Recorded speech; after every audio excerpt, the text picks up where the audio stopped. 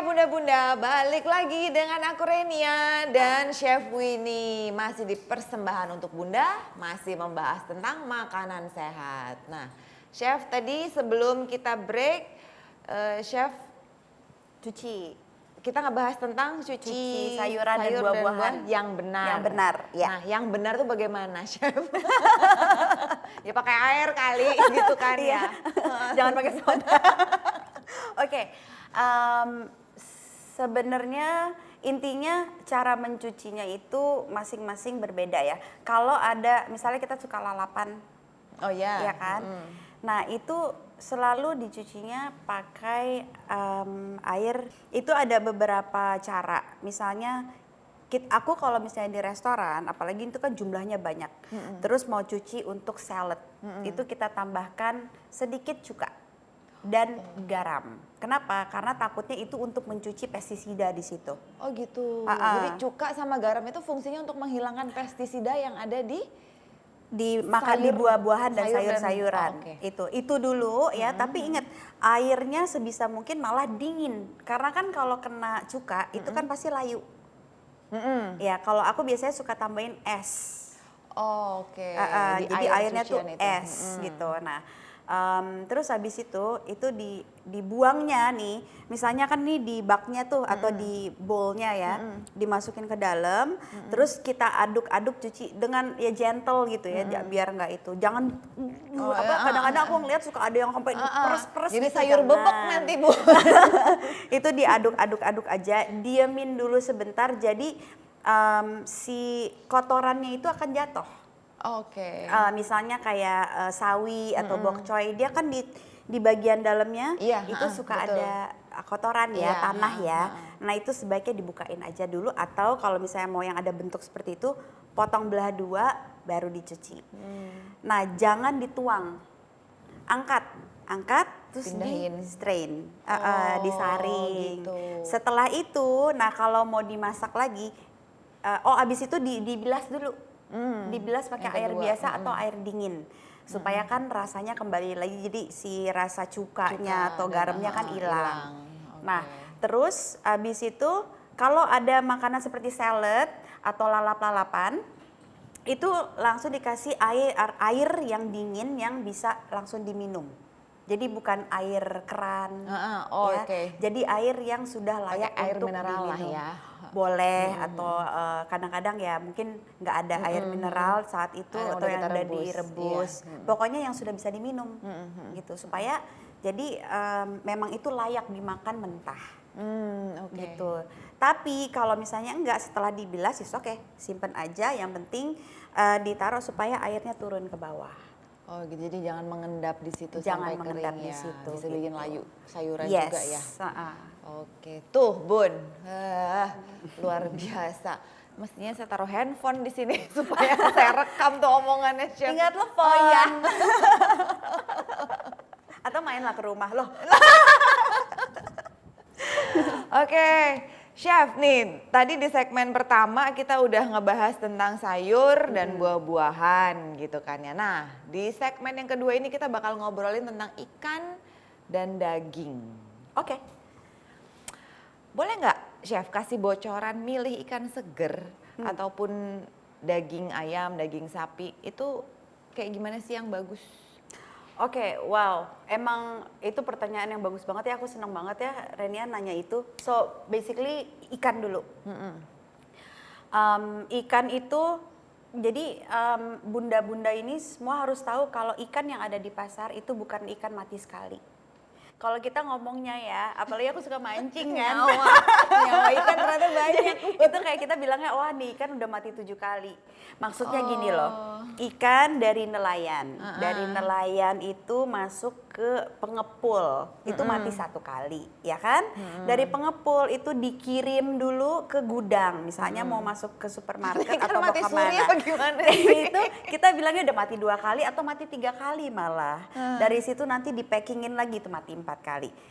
kasarnya seperti itu. Nah jadi harus sangat, makanya banyak sekali kita dengar kan kayak oh ikannya ini pakai pengawet, pakai pewarna gitu. Karena memang prosesnya sampai di ibu kota itu atau di Sampai di customer.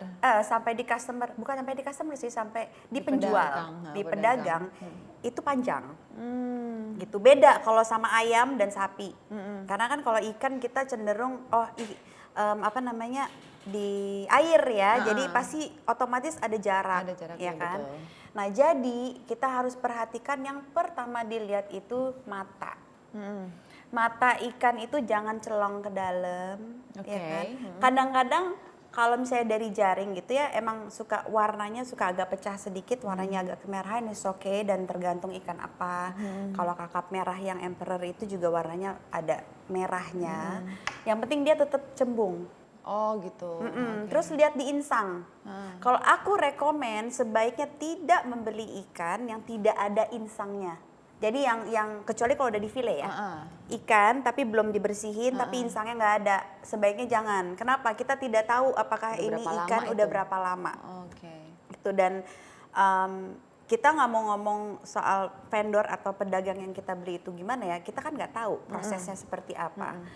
Lalu bagian badannya itu kalau kita apa namanya pencet-pencet pantat bayi kan ting gitu kan, jadi kayak membel gitu ya. Masih kenyal. Dia nggak stay ke bawah gitu. Nah itu masih bagus Masih juga. oke. Itu sih dan oh ya lendir. Licin ya di Licinnya, badannya. emang ikan pasti akan licin dan ada lendirnya ya, pasti otomatis ketika dia keluar dari air. Tapi tidak boleh eksesif, nggak boleh yang berlebihan gitu. Terus dan ikan yang bagus itu baunya masih bau segar. Jadi kalau ikan laut itu baunya seperti bau laut gitu. Tapi kalau misalnya ikan yang ikan air tawar itu biasanya Bau lumpur. apa ya? Kadang-kadang dia bilang bau lumpur ya. Ya baunya beda lah, tapi yang pasti bukan amis yang gitu. Aduh, Bun, ampun deh, aku mau sama aku yang satu ini terus. Ada pertanyaan nggak dulu nih ikan? Cukup. Udah cukup ya, berarti 4 ya. Mata harus cembung, insang dicek, terus Badannya. dagingnya kalau dipencet harus kenyal, jangan lendir yang berlebihan. Lendirnya tidak berlebihan dan aromanya ya. Baunya juga harus masih segar. Iya. Oke, terus Nah terus kalau daging sapi, misalnya daging merah ya, kita ngomongin sapi, kambing segala macam, itu warnanya sebaiknya cerah. Warnanya cerah. Merah cerah. Oke. Itu masih yang kalau kita lihat ya, maksudnya cerahnya sapi sama cerahnya kambing beda ya. Kalau kita lihat kalau pemotongan itu lihat dong warnanya tuh masih bagus merah, ya kan? Nah biasanya ada beberapa kalau kita pergi mungkin ke supermarket atau ke mana pasar gitu ya, itu ada beberapa bagian daging itu udah agak-agak coklat. Betul. Ya kan? Nah itu berarti sudah terekspos dengan bakteri. Makanya sudah terjadi udah decomposing gitu, pembusukan sedikit. Pembusukan Dan sedikit. biasanya aromanya juga udah berubah. Oh gitu. Gitu. Jadi ada beberapa daging yang memang masih bagian luar tapi safe untuk misalnya kita potong aja di bagian itu, tapi ada juga yang sebaiknya tidak. Jangan dipakai sama sekali gitu ya. Gitu. Nah, terus juga itu salah satunya ya. Terus kalau ayam, ayam itu sebenarnya baunya tuh enggak pertama harus dari baunya ya. Baunya itu harusnya segar, ya bau ayam lah ya. Iya, bau ayam. Terus warnanya itu juga masih agak pink. Oh gitu, untuk dagingnya apa? Kulitnya Kulitnya? juga. Oh, Jadi oke. bukan pink ya. Jadi bukan, kan kadang-kadang udah ada yang warnanya tuh jadi kayak Agak kuning, ungu terus gitu yang- kaku. Ah. Terus abis gitu kulitnya tuh kayak mengkilatnya bukan yang kering gitu loh. Iya. Gitu. Sebaiknya jangan itu. Jadi berarti karena itu sudah terekspos juga. Bukan dengan bakteri tapi udara terlalu lama. Nah, ayam ini hati-hati karena Dia paling kalau dia ayamnya nggak fresh, dimasaknya juga nggak bener, itu ada salmonella loh ayam itu. Oh gitu. Bervirus dia. Bervirus, jadi harus hati-hati. Terus selalu dicek di bagian antara paha ya, terus sama bagian sayap. Dia tuh apakah ada gumpalan lemak ya, tapi lemaknya tuh lemak aneh gitu. Jadi bukan seperti lemak ayam biasa, dia biasanya warnanya agak lebih clear. Nah itu biasanya kadang-kadang dari suntikan hormon. Oh gitu. Iya. Ini untuk segala jenis ayam atau cuman ayam? Kalau ayam kampung otomatis biasanya sih enggak ya, tapi biasanya ayam broiler. Oh, ayam broiler. Iya. Itu adanya di bawah sayap ya? Kita harus lihat di bagian sini-sininya, leher juga. Oh oke. Gitu. Tuh. Oh gitu. Nah, untuk amannya sebenarnya ayam sama daging sapi ini saat habis kita beli di pasar, sebelum kita simpan di freezer, itu boleh dicuci dulu nggak sih? Wow, oke. Ini ada dua jawaban sebenarnya. Jadi kalau misalnya kita beli di pasar, karena kan kalau di pasar itu dia tidak dingin, pasti otomatis bagian luarnya itu udah terkena macam-macam, ya kan? Udah terekspos macam-macam. Sama kayak di tukang sayur misalnya, aku tidak menjelekkan apa-apa ya, tapi dia lebih kotor. Nah kadang-kadang juga ada kayak bekas-bekas apa gitu ya. Nah sebenarnya kalau kita mau masak daging, jangan dicuci dengan air keran. Sebenarnya jangan diekspos karena suhunya beda satu, dan itu akan terjadi pembusukan yang lebih cepat karena ada bakteri. Kalau mau disimpan nih? Ya, jadi sebaiknya ya udah dibersihinnya kalau mau pakai minyak boleh. Ya dibersihin aja. Minyak sayur? Iya, minyak sayur. Dibersihin terus di wrap, bener-bener di wrap gitu ya. Atau kalau misalnya emang udah terlalu susah banget dibersihinnya, dipotong aja bagian luarnya. Kalau daging, gitu. potong dulu bagian luarnya, terus di wrap yang bener, yang bener-bener mau pakai plastik wrap atau apa, pokoknya jangan sampai ada udara yang masuk. Kalau mau potong-potong dulu silahkan, misalnya di porsi gitu ya, lalu masukin ke freezer. Gitu. Jadi Bun, di wrap itu maksudnya dibungkus? Oh iya, Nah, chef aku nih bule gitu ya. Jadi import gitu. Kadang-kadang ngomongnya aneh tapi mukanya Jawa. Nah terus kalau ayam gimana nih? Kalau ayam sama. Sama Kalau juga. ayam sih masih nggak apa-apa ya. Dicuci Kalau nggak aku sih biasanya mencuci ayam itu sebelum aku masak. Oh gitu, jadi kalau dari pasar udah kita pindahin ganti plastik biasanya kan itu ya? Ganti plastik harus, aja, terus langsung kita simpen aja di freezer nggak masalah ya? Nggak masalah. Iya kalau mau bersihin sedikit juga nggak apa-apa. Kalau ayam karena dia ada layer skin ya, kulit, jadi masih ada relatif aman satu ini ya, layer pelindung. itu dia. Secure. Secure. Oke, sekarang aku mau tanya nih, kita kan sering banget nih masak segala sesuatu tuh digoreng. Nah untuk ikan, daging, ayam tuh kandungan gizinya berubah nggak sih dengan dia dimasak pakai metode menggoreng? Otomatis berkurang? Ya berbeda lah ya dengan kalau kita kembali lagi dengan cara kita mengolahnya.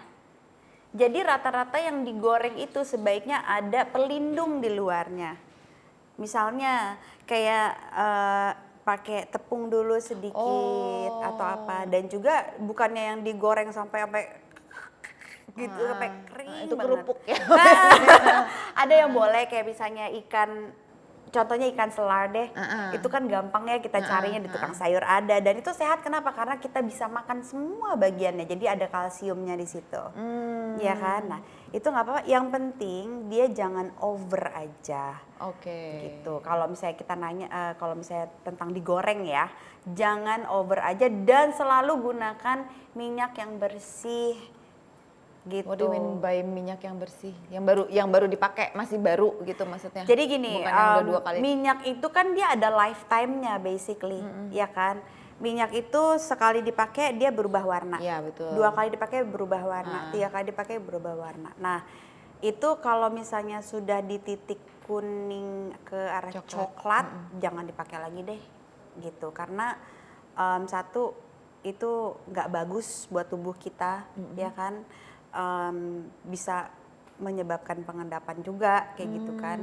Nah terus juga membuat sebenarnya banyak ya kalau dibilang kan enakan pakai minyak jelantah, ya nggak sih? Iya. Rasanya lebih enak karena kan udah banyak Gurih. bumbu di situ kan, Betul. ya kan? Nah tapi sebaiknya sih enggak ya, gitu. Karena memang cukup bahaya lah. Kita juga mesti mikirin kolesterol badan kita lah kolesterolnya juga.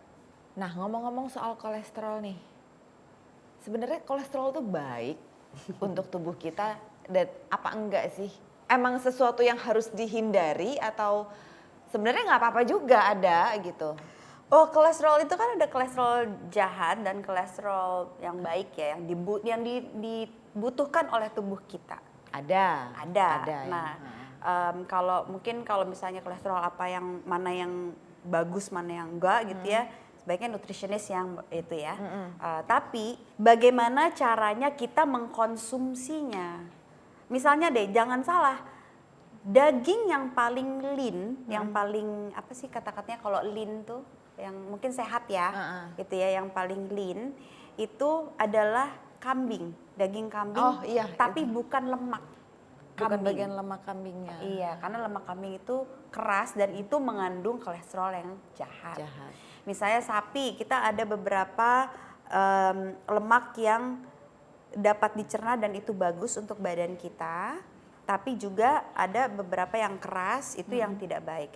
Yang penting dikonsumsinya itu dengan, jadi dikombinasikannya itu dengan yang benar gitu loh. Kalau kita ngomongin soal kolesterol atau untuk orang yang, kalau gula susah ya, ini mungkin lebih ke arah kolesterol.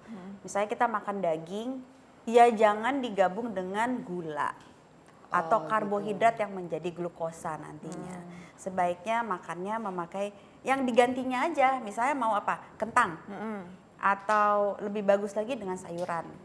Gitu. Misalnya mau ada yang ganti pakai jagung misalnya kayak gitu. Pengganti karbohidratnya ya. Bukan mau sok-sok londo tapi supaya badan kita akan terasa lebih enak gitu loh. Bener deh. Oke. Kita stop di situ dulu ya chef ya. Kita harus break sebentar Asik aja. minum teh lagi kita. Oke bunda-bunda, jangan kemana-mana. Nanti kita pasti akan ngobrol lebih banyak lagi tentang makanan sehat bersama Chef Winnie. Tunggu kita berdua balik lagi. Don't go anywhere.